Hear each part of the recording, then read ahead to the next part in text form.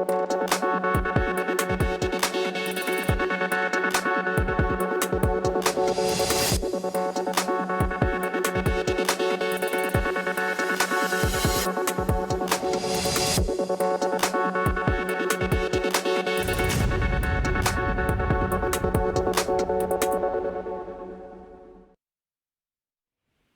आप देख रहे हैं जन टीवी और मैं आपके साथ आकांक्षा पारेख। खबरों की शुरुआत से पहले एक नजर हेडलाइंस पर। प्रदेश सरकार का बाल श्रम और बाल भिक्षावृत्ति उन्मूलन पर जोर। बाल अधिकार संरक्षण आयोग की कार्यशाला आयोजित। बाल विकास मंत्री रेखा आर्या ने की शिरकत।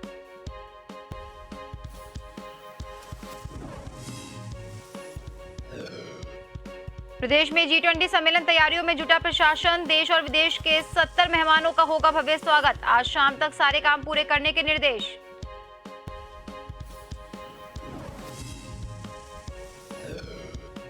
पौड़ी पालिका अध्यक्ष यशपाल बेनाम की बेटी की शादी रद्द। मुस्लिम युवक से होनी थी शादी, बढ़ते विरोध को देखते हुए लिया फैसला।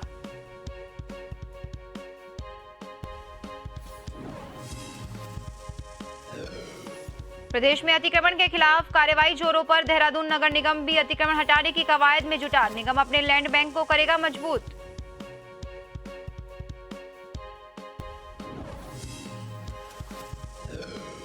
और हाईकोर्ट और एनजीटी के सख्त आदेशों के बावजूद भी अवैध खनन। लक्सर के तटीय क्षेत्र में खान विभाग की कार्रवाई। 5 ट्रैक्टर सीज कर पुलिस को सौंपे।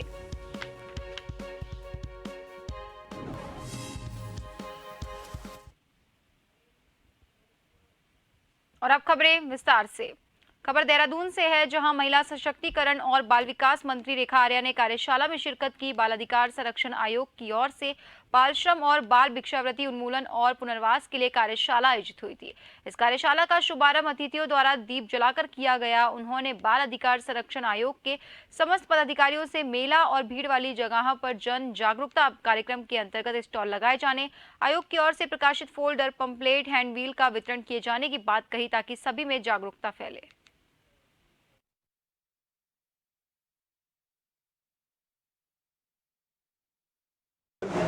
ऐसे बच्चे जो किसी भी प्रकार से भिक्षावृत्ति में लिप्त रहे, ऐसे बच्चे जो कि बाल श्रम में लिप्त रहे, ऐसे बच्चों को किस प्रकार से संस्थाओं द्वारा, CWC द्वारा या संबंधित विभागों द्वारा उनको समाज की मुख्य धारा से कैसे जोड़ा जा सकता है, उसको लेकर यहाँ पे चर्चा, परिचर्चा और एक पूरी गोष्ठी यहाँ पर आज हुई और उसी गोष्ठी में मुझे आने का अवसर मिल रहा। 25 मई से 27 मई तक उत्तराखंड में होने जा रहे G20 सम्मेलन को लेकर प्रशासन तैयारियों में लगा हुआ है। सम्मेलन में भाग लेने देश और विदेश के 70 मेहमानों के भव्य स्वागत की तैयारियां की जा रही है। आपको बता दें, डीएम सोनिका सिंह के नेतृत्व में तमाम विभागीय अधिकारियों ने जॉली ग्रांट एयरपोर्ट से लेकर रानी पोखरी और ऋषिकेश तक के आवागमन मार्ग पर फील्ड में ही डेरा डाला हुआ है। डीएम देहरादून सोनिका सिंह लगातार jolly grant airport, Rani Pokhari और ऋषिकेश मार्ग में चल रहे कार्यों का निरीक्षण कर रही है। सभी अधिकारियों को आज शाम तक सारे सौंदर्यीकरण के कार्य पूरे करने के निर्देश दिए गए हैं।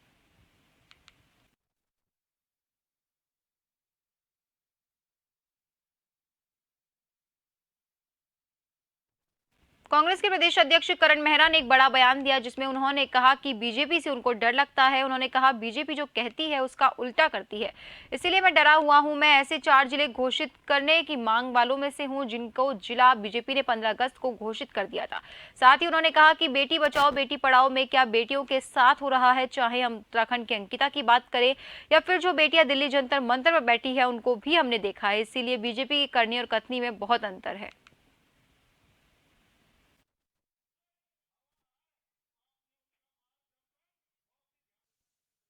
चार ऐसे जिले की मांग करने वाले लोगों में से हैं जिनके जिले घोषित हो गए थे 15 अगस्त को, और मैं तो उस जिले से आता हूँ, रानीखेत से, जो 15 अगस्त को तो जारी हुआ और 25 दिन के बाद रानीखेत की बनी बनाई ट्रेजरी जो पंडित नरेंद्र तिवारी ने दी थी उसको भी कैंसिल कर दिया, क्योंकि बीजेपी जो कहती है साहब उसका उल्टा करते, इसलिए मैं डरा हुआ हूँ। बेटी बचाओ बेटी पढ़ाओ में क्या बेटियों के साथ हो रहा, अंकिता से लेके पिंकी से लेके सेंगर कांड से लेके और जो अभी हमारी बेटियां गोल्ड मेडलिस्ट जो बैठी हैं दिल्ली जंतर मंतर पर, हमने देखा है।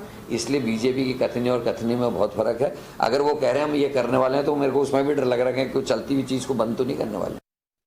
अगली खबर पौड़ी से है। पालिका अध्यक्ष यशपाल बेनाम ने परिवार की रजामंदी से अपनी बेटी की शादी के कार्यक्रम को रद्द कर दिया है। दरअसल मुस्लिम युवक से बेटी के विवाह समारोह की तारीखें तय होने और विवाह का कार्ड वायरल हुआ था। बेनाम की बेटी की शादी 27 और 28 मई को होनी तय थी और बेनाम ने ज्यादातर रिश्तेदारों को आमंत्रण कार्ड भी बांट दिए थे, लेकिन लगातार देशभर से उन पर सनातन धर्म के अनुयायियों का दबाव आ रहा था, जिसके चलते उन्हें मजबूरी में अपनी बेटी की शादी से पीछे हटना पड़ा है।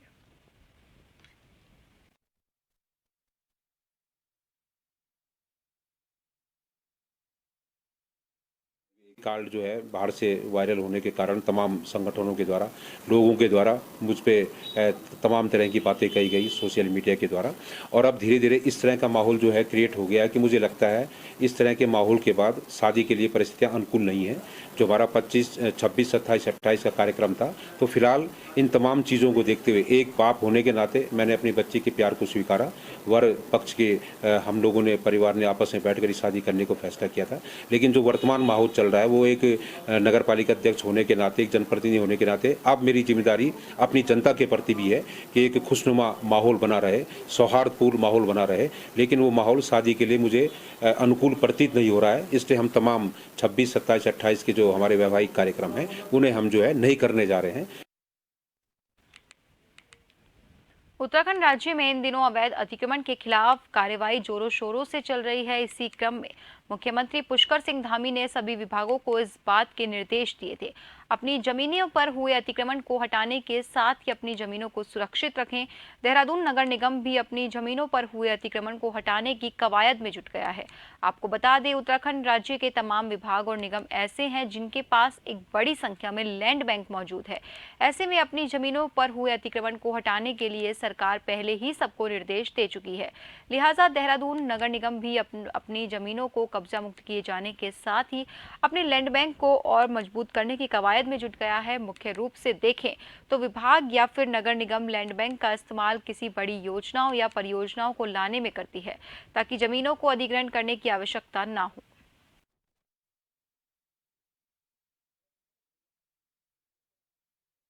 लैंड बैंक का तो एक बड़ा हुआ है। इसमें जो हमारी नगर निगम की ज़मीनें हैं, हमारा प्रयास है कि वो ज़मीनें हम उनको बचाएं और ज़मीनों पे अतिक्रमण ना हो, उसमें कब्जा ना हो।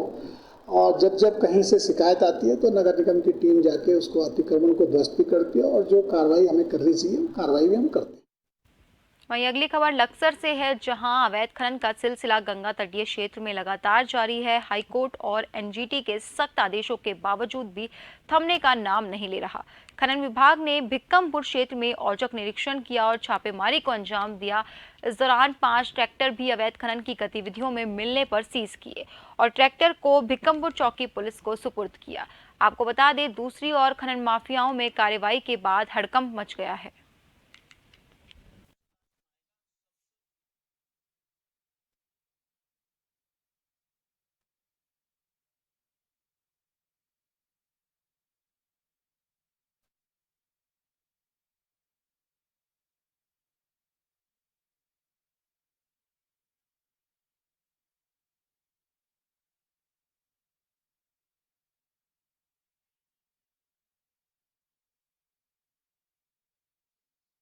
शनिवार देर शाम लोहाघाट ब्लॉक में हुई मूसलाधार बारिश से नेपाल सीमा को जोड़ने वाली लोहाघाट पंचेश्वर सड़क लुपड़ा के पास भारी मात्रा में मलबा आने से सड़क 2 से 3 जगह बंद हो गई, जिस कारण रविवार को कई वाहन और यात्री कई घंटे के लिए फंस गए। इस दौरान यात्रियों के द्वारा सड़क खोलने के काफी प्रयास किए गए पर कामयाब नहीं हो पाए। वहीं लोहाघाट के अधिशासी अभियंता संजय चौहान ने बताया कि उन्हें सड़क बंद होने की सूचना मिलते ही उन्होंने जेसीबी को सड़क खोलने के लिए रवाना कर दिया। जल्द सड़क को खोलकर यातायात सुचारू करा दिया जाएगा।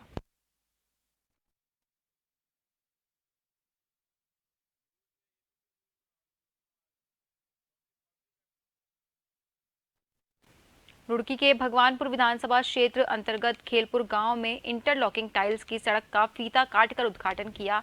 इस दौरान भगवानपुर विधायक ममता राकेश ने बताया कि किसी भी देश प्रदेश या गांव में विकास की पहली पहचान उसकी सड़कें होती है। इसी क्रम में विकास कराना हमारी प्राथमिकता है।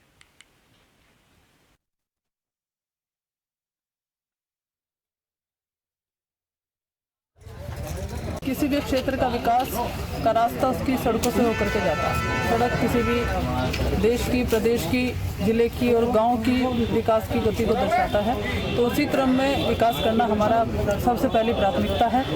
मैं नकारात्मक राजनीति में विश्वास नहीं करती, विकास में, भाईचारे में, प्रेम की राजनीति में विश्वास करती। तो उसी के परिप्रेक्ष्य में आज खेलपुर गाँव में लगभग 1 किलोमीटर की सड़क का और 31 लाख रुपए की लागत से बनने वाली सड़क का हमने भी उद्घाटन किया है, इसका शिलान्यास किया है। अभी ये सड़क बननी शुरू हुई है, 6 माह की इसकी अवधि है, 6 माह के अंदर ये काम पूरा होना है। देहरादून के बाईपास चौकी क्षेत्र में बीते दिनों ग्राफिक एरा की शिक्षिका को रोडवेज बस ने जोरदार टक्कर मार दी, जिससे शिक्षिका की मौके पर ही मौत हो गई। आपको बता दी, जिस जगह ये हादसा हुआ इससे पहले भी 10 से 12 हादसे इस जगह पर हो चुके हैं और कई लोगों की मौत भी इनमें हो चुकी है। इसका सबसे बड़ा कारण है गलत सड़क इंजीनियरिंग और गलत कट बताया जा रहा है। एसपी ट्रैफिक अक्षय कुंडे ने भी इस बात को स्वीकारा है कि गलत कट के कारण वहां हादसे हुए हैं और मौतें भी हुई। साथ ही एसपी ट्रैफिक के लोगों से भी अपील की कि वो दोनों ओर देखकर ही सड़क पार करें।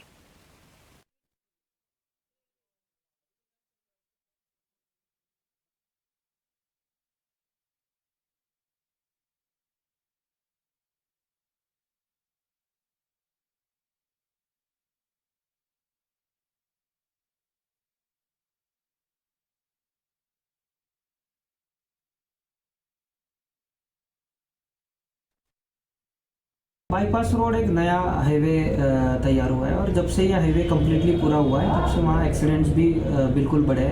कुछ उसमें एक्सीडेंट्स स्मॉल एक्सीडेंट से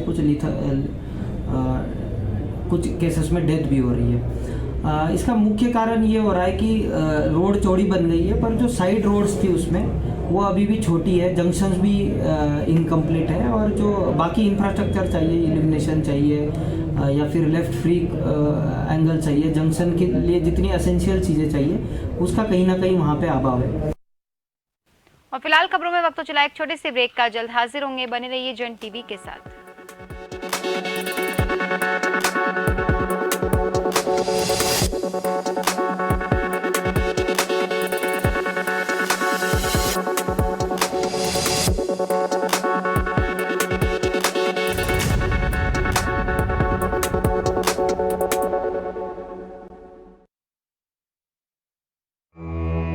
देवभूमि प्राकृतिक सुंदरता और प्राचीन विरासत को समेटे विश्व के लिए अध्यात्म और शांति का प्रतीक है, जहां जीवन में सांस्कृतिक मूल्यों और नैतिकता का बड़ा महत्व है।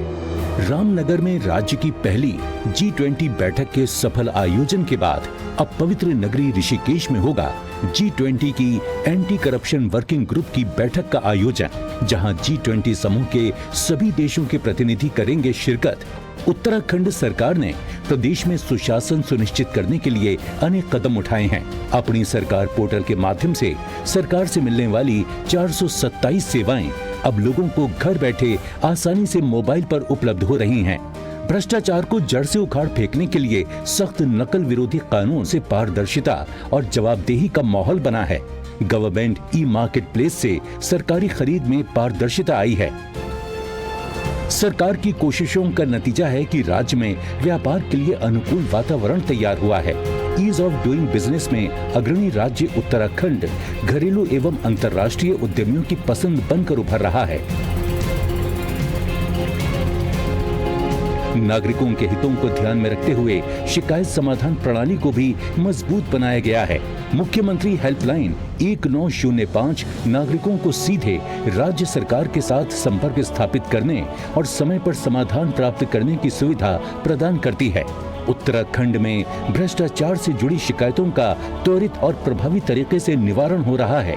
भ्रष्टाचार मुक्त उत्तराखंड ऐप 1064 से नागरिक भ्रष्टाचार संबंधित शिकायतें सीधे अधिकारियों के पास दर्ज करा सकते हैं।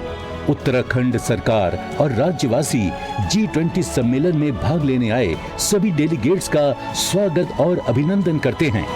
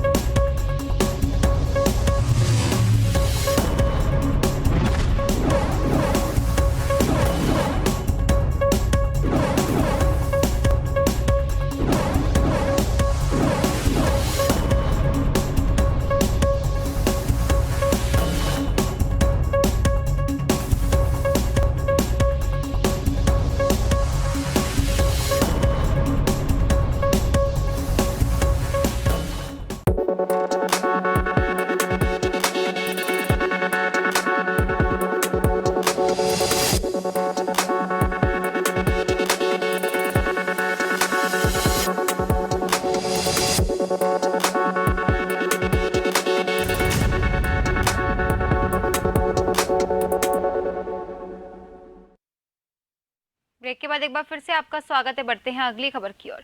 नदियों किनारे बसे लोगों द्वारा अवैध अतिक्रमण किए जाने को लेकर कोटद्वार में उपजिलाधिकारी ने एक कार्रवाई के निर्देश दिए।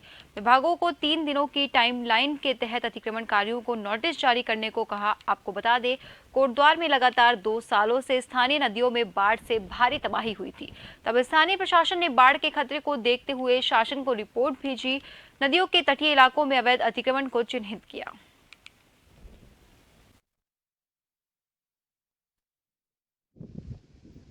इसमें सारे विभागों को भी हमने एक लेटर जारी कर दिए हैं और सारे विभाग से कहा गया कि वो टाइम लाइन के अंतर्गत अपनी जो भी अतिक्रमण है उनको चिन्हीकरण कर लें और उनका क्या प्रक्रिया होगी, कब से इनका अतिक्रमण है, कितने लंबे समय से है, उसको देखते हुए उनकी अतिक्रमण के प्रकार को देखते हुए उसको हटाने की कार्रवाई उसमें अमल में लाई जाएगी। उनके लिए भी सेम वही प्रोसेस इस्तेमाल किया जा रहा है कि नदी किनारे जो लोग बसे हुए हैं उसमें सिंचाई विभाग से रिपोर्ट लेकर के जितने लोगों को अतिक्रमण इनको हटाया जाना है, उनकी रिपोर्ट जैसी आती है कि इनको हटाया जा रहा है तो हम उनको नोटिस देंगे, वहाँ से भी हटाया जाएगा। भारतीय रिजर्व बैंक की तरफ से 2000 के नोट को चलन से बाहर करने को लेकर सीएम पुष्कर सिंह धामी का बयान सामने आया। उन्होंने कहा, पहले जब प्रधानमंत्री की तरफ से नोटबंदी की गई थी तब भ्रष्टाचार और कालाधन दोनों पर विराम लगा था और अब जब 2000 के नोट को बंद करने का निर्णय लिया गया तो उससे भी ना तो देश की अर्थव्यवस्था पर कोई फर्क पड़ेगा और ना ही आम जनता को परेशानियों का सामना करना पड़ेगा। मुख्यमंत्री के बयानों का समर्थन करते हुए बीजेपी प्रदेश अध्यक्ष महेंद्र भट्ट ने कहा कि आज पीएम मोदी के नेतृत्व में देश सही मार्ग पर आगे बढ़ रहा है।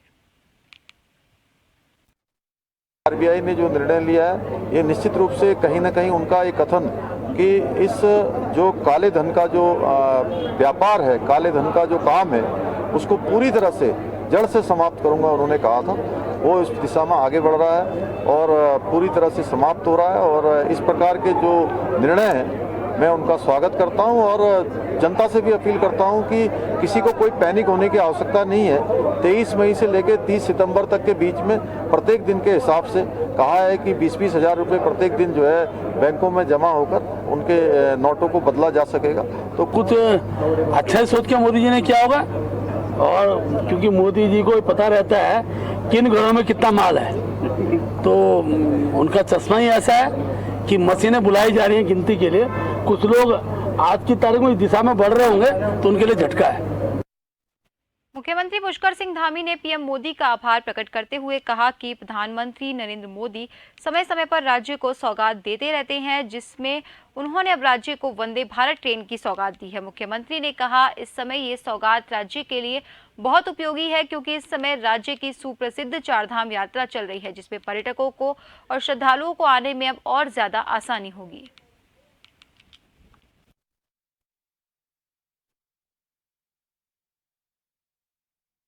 रेल मंत्री जी का बहुत धन्यवाद करना चाहता हूं कि हमको जो है वंदे मातरम जो एक्सप्रेस है उसकी सौगात मिली है। उसके मिलने से कहीं ना कहीं जो आने जाने वाले दिल्ली तक यात्रा करने वाले लोग हैं उन सभी को बहुत बड़ा लाभ होने वाला है। हमारे यहाँ पर यात्रा भी चल रही है, यहाँ पर पर्यटक सीजन भी चल रहा है, उस सीजन में भी और जो 12 महीने का जो काम है उस 12 महीने के काम में आने जाने वाले लोगों को एक बड़ी राहत मिलेगी। सबका मैं इसके लिए प्रधानमंत्री जी का धन्यवाद करता हूँ। भाजपा की प्रदेश कार्य समिति में मौजूदा राष्ट्रीय महामंत्री तरुण चुग ने 30 मई से 30 जून तक चलने वाले महाजनसंपर्क अभियान की रूपरेखा घोषित की है। तरुण चुग का कहना है कि 30 मई से बीजेपी बूथ लेवल पर जाकर नागरिक से संपर्क करने का काम करेगी, जिसमें प्रधानमंत्री नरेंद्र मोदी को आशीर्वाद और समर्थन देने के लिए मिस कॉल देने का कार्यक्रम होगा। साथ ही केंद्र और राज्य सरकार की योजनाओं के बारे में आम जनता को जानकारी दी जाएगी।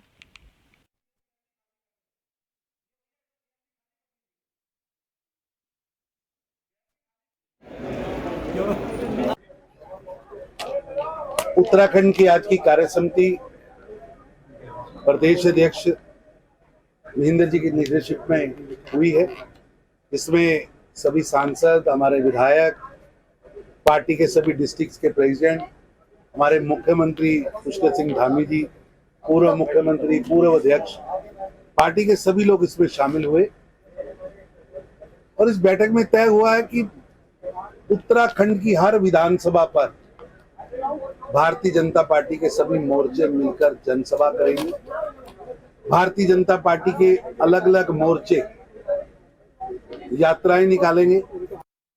हल्द्वानी में कांग्रेस विधायक सुमित हृदयेश ने राज्य सरकार पर गंभीर आरोप लगाए और कहा कि हल्द्वानी कुमाऊं का प्रवेश द्वार है जिसकी लगातार उपेक्षा की जा रही है। हल्द्वानी शहर में सड़क, बिजली, पानी मुख्य समस्या बनी हुई है। लगातार बिजली कटौती से आम आदमी परेशान है।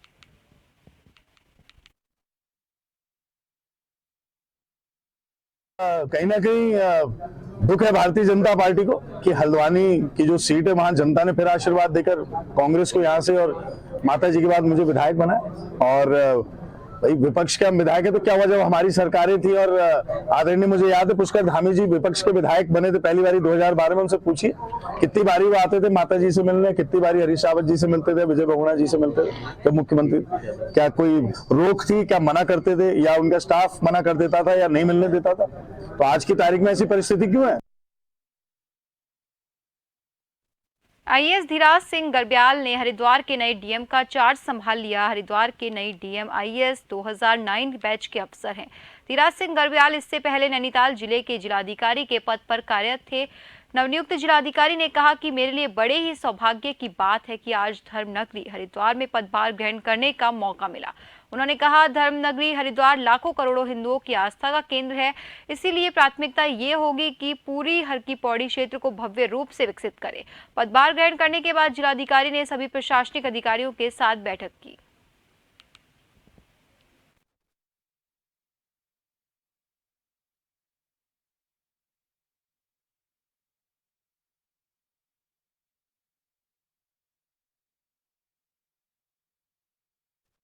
और अब आखिर में एक नजर हेडलाइंस पर।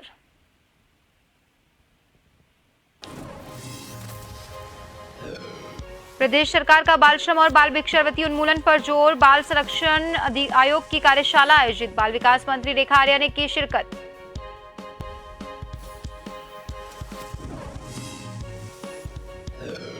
प्रदेश में G20 सम्मेलन तैयारियों में जुटा प्रशासन। देश और विदेश के 70 मेहमानों का होगा भव्य स्वागत। आज शाम तक सारे काम पूरे करने के निर्देश।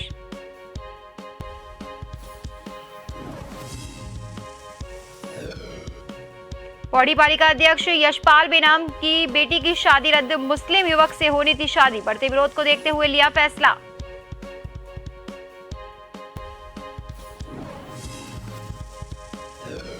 प्रदेश में अतिक्रमण के खिलाफ कार्रवाई जोरों पर। देहरादून नगर निगम भी अतिक्रमण हटाने की कवायद में जुटा। निगम अपने लैंड बैंक को करेगा मजबूत।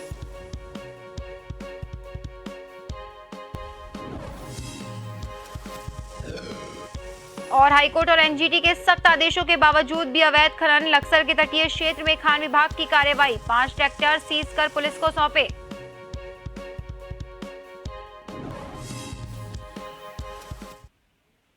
और फिलहाल इस बुलेटिन में इतना ही। बने रहिए जन टीवी के साथ। नमस्कार।